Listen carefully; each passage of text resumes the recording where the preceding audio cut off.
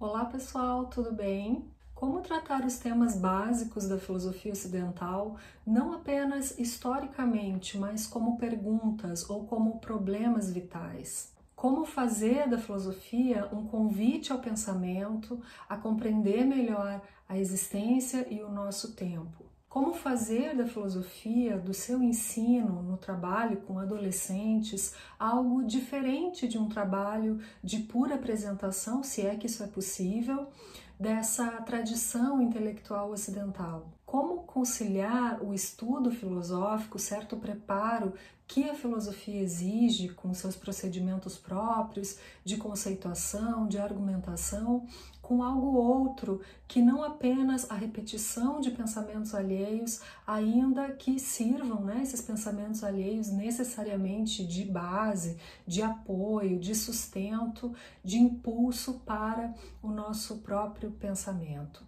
De que modos a filosofia pode auxiliar jovens estudantes a compreender a realidade para além da informação acelerada que recebem cotidianamente, a conhecer, a pensar, a submeter ao exame os conhecimentos que creem ter, a pensar de modo a poder vincular isso com a vida, para viver melhor, com mais sabedoria, com mais autonomia. A aula de hoje, portanto, dá seguimento às questões trabalhadas na aula anterior, acerca da importância do perguntar filosófico e da atitude filosófica no ensino de filosofia, a partir das considerações de Alejandro Serletti no texto Repetição e Criação na Filosofia em seu Ensino, encontrado no livro intitulado O Ensino de Filosofia como Problema Filosófico. Pois bem, vamos começar então do ponto em que nós paramos na aula anterior, Nós paramos com uma pergunta e essa pergunta que abre também o capítulo que nós vamos trabalhar hoje, E essa pergunta diz o seguinte: qual é o nexo entre os conteúdos filosóficos que se tenta transmitir em uma aula e o ato de filosofar? Em outras palavras, como vincular a história da filosofia com a filosofia que circula como atitude, como gesto filosófico em uma aula?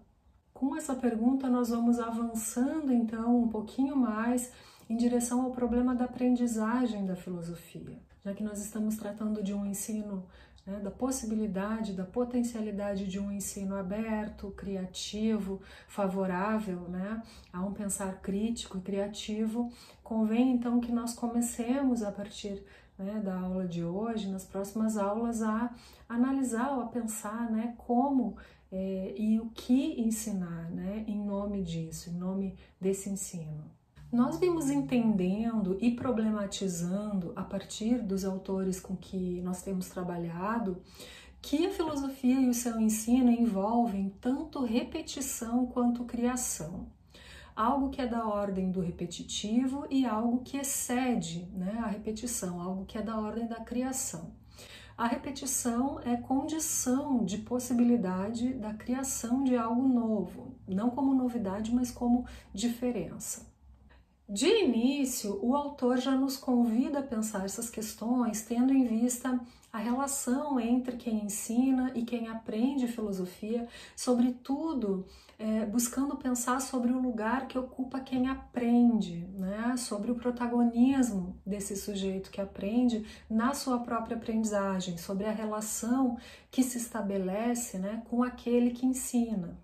Bom, então, assim, apesar da multiplicidade de respostas filosóficas à pergunta o que é filosofia, como nós temos visto nas aulas anteriores e também em outros momentos da disciplina, qualquer tentativa de construção de problemas que se pretenda caracterizar como filosofia vai necessariamente ter de passar, ou melhor, ter de se instalar em alguma medida pela filosofia e pela sua história, Ela deve se inscrever, toda tentativa de problematização que se pretenda filosófica, por esse solo, de repetição de saberes e de práticas que se construiu e se consolidou, como filosofia tradicionalmente no Ocidente. Então, o grande desafio, né, que o texto nos convida a enfrentar é justamente pensar de que maneiras, né, o novo, não como novidade, mas como diferença, né, que supõe pensar o criativo, ele pode incidir nesse processo, né, na aula de filosofia, no ensino de filosofia, como vivificar, né, vamos dizer assim, problemas já colocados, reconstruir problemas de modo que formem parte, né, do presente de uma aula.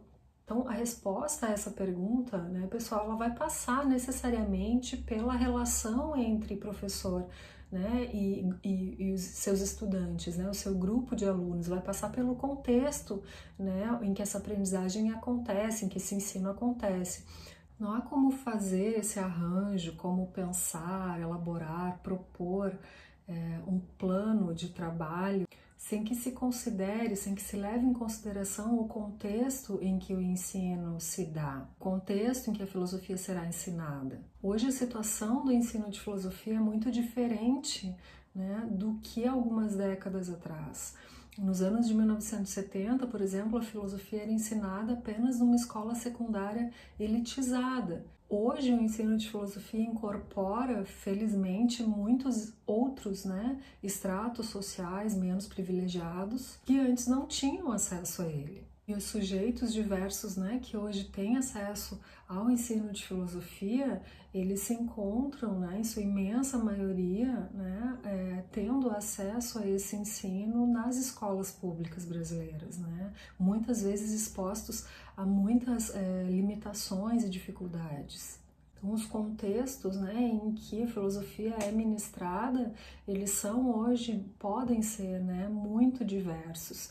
Então, isso é um fator, né, muito importante na consideração, né, de como pensar o ensino de filosofia, de como pensar uma didática de filosofia, de como pensar a invenção, né, de práticas possíveis, né, com o seu grupo específico de estudantes. O texto nos chama atenção para isso, então, dizendo que são justamente as circunstâncias de dar aula, né, que interpelam os professores, né, as professoras na apropriação pessoal que fizeram e fazem, né, dos filósofos que estudaram. Então, o desafio de atualização filosófica se coloca para cada professor, para cada professora, relativamente a essas circunstâncias, né, que ele ou ela encontra com um grupo específico, né, em um contexto específico. Essa atualização, então, ela está sempre em condição de variação, né? Ela está sempre dependendo desse espaço comum de recriação que o professor, a professora irá conformar com o seu grupo, né, de alunos e alunas. Há, portanto, um envolvimento mútuo, né, em um processo conjunto de criação ou recriação, de pensar ou de repensar conceitos, né, filosóficos, onde ambos, o professor e os alunos, estão envolvidos em um esforço colaborativo de explorar, né, ideias filosóficas mediante o exercício, então, da atitude filosófica, né, do perguntar filosófico, de modo que as perguntas se tornem ou mobilizem problemas para serem explorados filosoficamente naquele contexto. Nesse processo, portanto, estão implicadas, né, tanto as individualidades de cada sujeito que participa desse processo, né, com as suas próprias questões, com os seus anseios, com as suas perguntas, com as suas experiências, né, as suas perspectivas, e também o aspecto comum, né, da filosofia, onde certos problemas, certas perguntas são universais, né, e têm sido abordados por filósofos e filósofas ao longo da história. Isso se refere ao par singularidade e universalidade, né, do pensamento filosófico que o autor aponta na experiência de ensino e aprendizagem, né, filosóficos, de filosofia. O aspecto crítico, desnaturalizador, né, e criador da filosofia, ele mobiliza o questionamento tanto dos saberes gerais, né, quanto, em alguma medida, os já estabelecidos na própria tradição, vamos dizer assim, quando a filosofia se impõe, né, a tarefa de reavaliar, de repensar constantemente o seu próprio terreno, né, conceitos, questionamentos, problemas. No texto nós vamos ver então a defesa, né, de que ensinar e aprender filosofia envolve duas dimensões interligadas, né? Uma dimensão objetiva, que inclui informações históricas, fontes filosóficas e textos de comentaristas, né? E outra dimensão subjetiva, eu entendo que o autor faz essa separação, né? Mais por um apelo didático, vamos dizer assim, que essa dimensão então subjetiva abrange, né, a maneira única como cada pessoa se relaciona, né, como se apropria dessas fontes, como né, se põe em relação com elas, recria, né, problemas, interpreta o passado. Mas essa postura não é relativista, professora? Não necessariamente, né? O autor ele não está afirmando que todas as interpretações, né, ou intervenções filosóficas elas têm o mesmo valor, né, ou são igualmente válidas. Ele não está negando que exista, né, qualquer critério de avaliação. Não. Ele está reconhecendo, né, a complexidade do filosofar como um processo que envolve tanto conhecimento das tradições, né, filosóficas estabelecidas, né, como dimensão objetiva, né, a história da filosofia, quanto a capacidade de cada indivíduo, né, de reinterpretar, de questionar, de criar com e a partir então, né, dessas tradições, desses saberes, desses conceitos, tá? A questão é que esses aspectos eles se entrelaçam, né? Porque filosofar é justamente um processo complexo, né, no qual cada filósofo ou cada estudante, né, contribui em alguma medida ou pode contribuir de maneira singular, né, ao pensamento filosófico, ao campo da filosofia, né. E aqui eu faço uma citação do autor onde ele diz o seguinte, abro aspas: posso dizer que, em sentido estrito, é disto que trato pensar, né? Intervir de maneira original nos saberes estabelecidos de um campo. Quem filosofa pensará os problemas de seu mundo em, desde ou contra uma filosofia. Fecho aspas. Então, eu proponho que agora a gente comece a tentar pensar um pouco na questão da transposição didática. Esse é um conceito, né, da educação, mais especificamente da didática, né, faz parte de um modelo teórico desenvolvido por um didata francês chamado Yves Chevalier, né, no campo do ensino, né, de matemática. Então, é um conceito que se refere ao processo de transposição, de modificação ou de deslocamento de um saber científico ou um conhecimento acadêmico em um objeto de saber a ensinar, né? Em um conteúdo que pode ser ensinado e aprendido em contextos educacionais como a escola, por exemplo. Em outras palavras, né, de modo geral, se trata do ajuste ou da adaptação de conhecimentos que pertencem a um domínio especializado e que pode ser, né, às vezes, muito complexo, para que seja compreensível e acessível a estudantes, né, de um determinado nível de ensino. Então, a transposição didática ela visa facilitar, né, a construção de significados, né, ela busca promover um aprendizado mais significativo com a adaptação desses conhecimentos, né, ou conteúdos à realidade dos alunos, né, tornando o que se ensina, então, mais relevante, mais compreensível. Essa, então, a definição, tá? Abro um parênteses do conceito de transposição didática. Quando o Alejandro Serletti, que é o autor que nós estamos lendo hoje, né, diz que, cito, de acordo com o que viemos sustentando, fica claro que ensinar filosofia não significa somente trasladar os saberes tradicionais da filosofia pela mediação de um professor a um aluno. O filosofar, ou seja, a filosofia em ato, vai além desse plano da simples repetição. O ensino de filosofia é filosófico na medida em que aqueles saberes são revisados no contexto de uma aula. Isto é, quando se filosofa a partir deles ou com eles, e não quando somente se os repete histórica ou filologicamente. Fim da citação. Pode-se dizer que o autor, não necessariamente nega o conceito de transposição didática, mas sim que ele propõe, né, uma visão mais dinâmica, mais criativa do ensino de filosofia. Na perspectiva defendida pelo Serletti, ensinar filosofia não deve se limitar a uma transmissão passiva de conhecimentos já estabelecidos, né? Ao modo de uma mera transposição didática que transformasse então conteúdos complexos, né, em conteúdos acessíveis.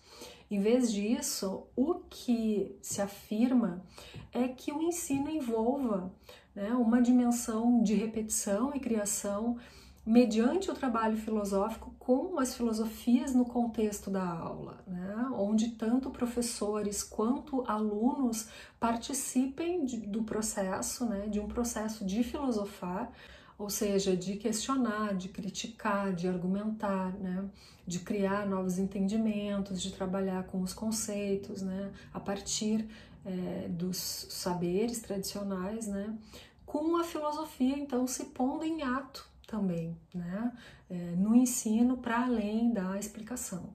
Então, menos do que contradição com o conceito de transposição didática, né, o que está em jogo, né, para o autor é a problematização do ensino de filosofia. A discussão do texto nos possibilita justamente pensar que a transposição didática que transforma, né, o conhecimento filosófico em algo ensinável para adolescentes, né, para jovens estudantes, não deve ser o fim do processo, né?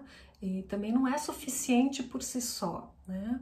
A grande questão, o grande convite do texto é pensar que, para além, então, dessa adaptação necessária, né, inicial, o ensino de filosofia filosófico ele deve ir além dela, né? Ele começa quando se utiliza, então, esse conhecimento para estimular o pensamento crítico, a criatividade, a produção de novos significados, o trabalho com conceito, o trabalho, né, com a argumentação. De acordo com o autor e com o diálogo que ele faz com o filósofo Alain Badiou, para pensar essas questões todas e problematizar o ensino, né, de filosofia mediante o conceito de repetição criativa, cito, ensinaríamos filosofia no ato de filosofar e aprender-se-ia a filosofia começando a filosofar, né? Então, se os alunos começam, né, a filosofar, eles começam também a levar adiante, né, algum tipo de repetição criativa, né? Não só um conhecimento determinado. Então o professor cria condições, né? A professora cria condições para que a filosofia, na sua definição mais original, né, possa, claro que sem garantia, né, acontecer como um encontro amoroso, né, com o saber e a sabedoria, a busca pela sabedoria, né? O professor cria, a professora cria, busca criar condições para que desperte o desejo, né, pelo filosofar, né, em cada um, em cada uma, e no grupo, né, no coletivo. Cabe, então, esse gesto primeiro, né, do convite ao pensar a partir, né, do educador, da educadora. Cito, pensar implica novidade, e isso tem sempre algo de inquietante, porque escapa ao controle da simples transmissão de um saber. É inquietante para o próprio professor, porque o afasta do caminho já trilhado da transmissão de conhecimentos e o leva a enfrentar o desafio de pensar ele mesmo. Então, a atitude do professor de filosofia, da professora de filosofia, também envolve uma complexidade, né? Os professores de filosofia, eles estão ocupando, né, esse lugar difícil que envolve ao mesmo tempo as dimensões da transmissão, a dimensão da provocação e a dimensão do convite, né? Então o Serlet dirá que eles transmitem saberes, mas provocando o pensamento e convidando a pensar, né? Então difundem certos conhecimentos, mas ao mesmo tempo promovem a sua apropriação pessoal, né? A apropriação pessoal por parte, né, de cada estudante desses conhecimentos, né, e do grupo. Eles tentam mostrar, em definitivo, que sobre toda repetição é imprescindível que o filósofo sobrevoe o terreno dos saberes aceitos, fixando o olhar agudo em cada um deles para interrogá-los e interrogar-se, né? Como então equacionar, né? Como criar um espaço, fazer com que esse espaço aos poucos vá ganhando os contornos, né, do nosso próprio gesto, da nossa própria voz, né, as implicações das nossas escolhas, né, e o quanto isso vai então mobilizando ali, né, um território colaborativo, né, com os outros sujeitos, com os estudantes, né, com as suas questões mais próprias, né, individuais e comuns. Então, percebam que nós estamos, né, observando a complexidade do próprio ensino, né, e aprendizagem de filosofia, quer dizer, não se trata, né, só do manejo dos conteúdos, mas se trata também dos sujeitos implicados, do contexto implicado, dos objetivos do ensino. Então, que sujeitos, né, que alunos, que pessoas eu quero formar com o ensino de filosofia? Né? O que eu desejo mobilizar, né? Como pensamento, como conhecimento, como produção, né? Na aula de filosofia. Então nós vamos, a partir daqui, seguir pensando, né? Buscando pensar um pouco mais em torno da questão, em torno do problema de uma didática da filosofia, que não se limita, obviamente, ao uso dos livros didáticos, né? Mas sabendo que ela, no contexto do ensino médio, não pode se limitar a uma transposição, né, simplificadora do ensino de filosofia, né, universitário, por exemplo, porque o ensino médio tem especificidades que são suas, né? Então, por hoje é isso, pessoal. Ficamos por aqui. Desejo a todas e a todos uma ótima semana e nos encontramos novamente na próxima aula. Até semana que vem.